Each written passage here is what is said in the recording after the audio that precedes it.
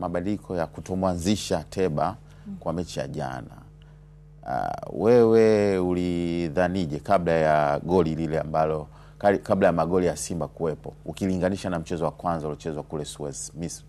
Ateba ni mshambuliaji mzuri, ila siku zote katika timu kuna mchezaji ambaye anastahili kuanza na mchezaji ambaye anastahili kutokea bench. Kwenye upande wa washambuliaji wa Simba, ukimtazama dakika ambazo Mkwala amecheza compare na Ateba ni vitu viwili tofauti. Mkwala amekuwa na dakika chache kiwanjani na amekuwa na matumizi bora dakika hizo chache kiwanjani. Maana yake nini?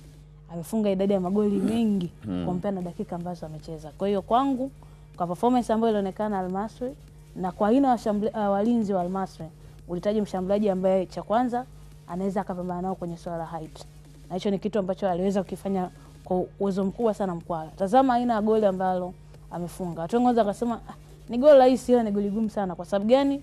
Kwanza yuko katikati ya mabeki wawili, two defenders wako katikati yake, na anaruka head ambayo ukiangalia namna alivyoruka kile kichwa ni kama vile aliamua kutumia nguvu na energy ya kutosha, kwamba cha kwanza ni wazidi height, yani wanaoruka nao, kwamba niruke zaidi ya wale ambao wanaruka, alafu namna gani ambavyo nitakavyopiga kile kichwa kibounce chini kiweze kuingia ndani. Kwa hiyo kwangu Mkwala kwa height ambayo yuko nao, body morphology yake ni kitu ambacho kimemtengenezea balance kubwa na kimeweza kumpa nafasi ambayo hii anaipata. Mimi naamini kama Mkwala angekuwa anapata dakika anazopata Ateba, angekuwa na idadi kubwa sana ya magoli kulingana na style yake of play na namna gani ambavyo anaweza kucheza katika 18 ya mpinzani.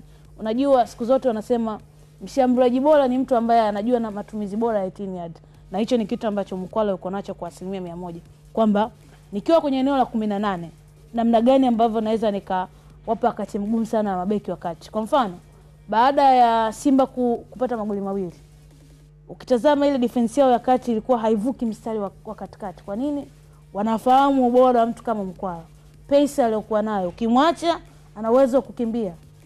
Licha urefu aliokuwa nao, alikuwa na uwezo wa kufanya runs. Kwa hiyo kwangu ni mchezaji ambaye ameonyesha kitu kikubwa sana uwanjani, uwepo wake, na hata goli ambalo amefunga ni goli ambalo unatakiwa uwe very physical, uwe stable ili kuweza kuruka kichwa cha namna ile, hasa katika eneo la namna ile, na unacheza na watu wa Karba ambao ni bora katika mipira ya aerial balls. Kilichotazamwa zaidi kwa upande wa Steven Mkwala ni fomu ambayo ameonyesha katika michezo kama 3 au 4 iliyopita, lakini hakuna utofauti mkubwa sana kiuwezo, matumizi, sifa kati ya kwake yeye na Leonard Ateba. Kwa sababu ukitazama kasi Ateba anayo, namna ambavyo anaweza kucheza ndani ya box na nje ya box Ateba anafanya hivyo. Magoli ambayo Ateba ameyafunga wala hajapishana sana na Steven Mkwala dakika, lakini unazungumza pia na performance ambayo aliweza kuionyesha, ndio maana mwalimu akawa anampa nafasi zaidi. Kuna wakati Mkwala alikuwa anakosa sana magoli, sisi pia ni mashahidi, sio kwamba anawekwa benchi kwa kuonewa au kwa sababu Ateba alisajiliwa katika labda alipewa nafasi kwa sababu mwalimu alimuona katika uwanja wa mazoezi. Hapana, sisi wenyewe tumemshuhudia katika michezo mingi ambayo Simba walikuwa wanacheza, lakini huyu Mkwala alikuwa anakosa sana nafasi. Sioni kwamba eti kwamba Mkwala alikuwa kwa namna ambavyo alikuwa anacheza katika michezo ya nyuma, moja kwa moja hata mimi binafsi nilikuwa natamani aboreshe katika eneo zima la kupeleka mpira wavuni. Lakini hapa katikati Ateba ni kama performance yake imeshuka, hasa katika eneo zima la kupeleka mpira wavuni.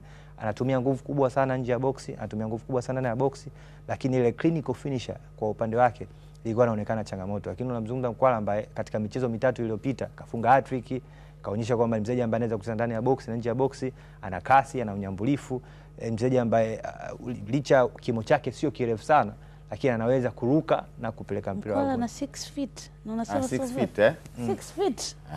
6 feet ni mrefu.